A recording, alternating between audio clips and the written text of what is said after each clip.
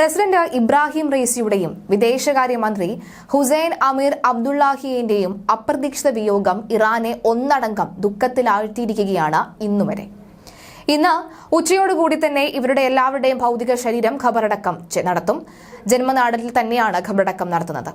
Azerbaijan അതിർത്തിയിൽ പുതുതായി പണികഴിപ്പിച്ച quiz ഖലാസി അണക്കെട്ട് ഉദ്ഘാടനം ചെയ്യുന്നതിന് ശേഷം ഇറാൻ നഗരമായ തബ്രിസിലേക്ക് മടങ്ങുന്നതിനിടയിലാണ് ഒരു വൈകുന്നേരത്തോടുകൂടി ഹെലികോപ്റ്റർ അപകടത്തിൽപ്പെട്ടത്. മണിക്കൂറുകൾ നീണ്ട തിരച്ചിലിനൊടുവിൽ രാവിലെയോടുകൂടിയാണ് കത്തിക്കരിഞ്ഞ നിലയിലുള്ള ഹെലികോപ്റ്റർ കണ്ടെത്തിയത്.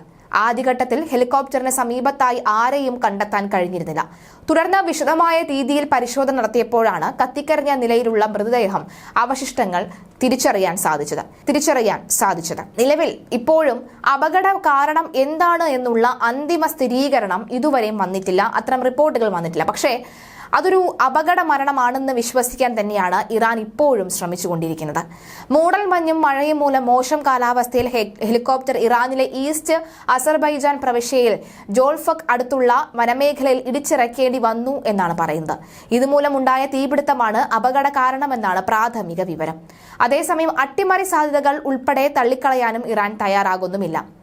മിഡിൽ ഈസ്റ്റ് മേഖലയിലെ ഇറാനും ഇസ്രയേലും തമ്മിലുള്ള സംഘർഷ സാഹചര്യം നിലനിൽക്കുകയാണ് ഇബ്രാഹിം റൈസി കൊല്ലപ്പെട്ടത് എന്നതാണ് ശ്രദ്ധേയം. അതുകൊണ്ട് തന്നെ സ്വാഭാവികമായും സംശയമുനകൾ ഇസ്രായേലിന് നേരെ തന്നെയാണ് ഇപ്പോഴും നിഴലിക്കുന്നത്. റഷ്യ യുക്രൈൻ യുദ്ധസമയത്ത് റഷ്യയ്ക്ക് വൻതോതിൽ ആയുധങ്ങൾ നൽകിയതിലൂടെ യൂറോപ്പിനെ കൂടുതൽ പ്രകോപിപ്പിച്ച നേതാവ് കൂടിയാണ് ഇബ്രാഹിം റൈസി. അമേരിക്കയും ഇറാനും തമ്മിലുള്ള വൈര്യം വർഷങ്ങളായി തുടരുന്നുമുണ്ട്. ഈ ഒരു അപകടത്തിന് പിന്നിൽ ഇസ്രായേലിന്റെ ഇടപെടലുണ്ടോ എന്നുള്ള ചോദ്യം ഇപ്പോഴും അവസാനിച്ചിട്ടില്ല എന്നതാണ് ശ്രദ്ധേയം. ഹെലികോപ്റ്റർ അപകടത്തിന് പിന്നിൽ ഇസ്രായേൽ ആണെന്ന രീതിയിലുള്ള സിദ്ധാന്തങ്ങൾ ഇതിനോടകം തന്നെ രൂപപ്പെട്ടു കഴിഞ്ഞിട്ടുണ്ട്.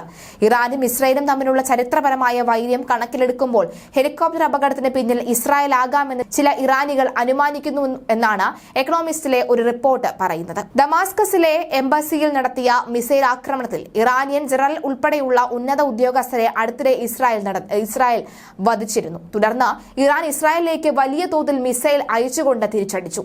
ഈ ആക്രമണത്തിന് ശക്തമായ ഭാഷയിലുള്ള മറുപടി ഉണ്ടാകുമെന്ന് അന്ന് തന്നെ ഇസ്രായേൽ വ്യക്തമാക്കുകയും ചെയ്തിരുന്നു. ഈ വാക്കുകളെ ഇപ്പോഴത്തെ അപകടവുമായി കൂട്ടി വായിക്കുകയാണ് ഗൂഢാലോചന സിദ്ധാന്തങ്ങൾ ഇപ്പോൾ ചെയ്യുന്നത്.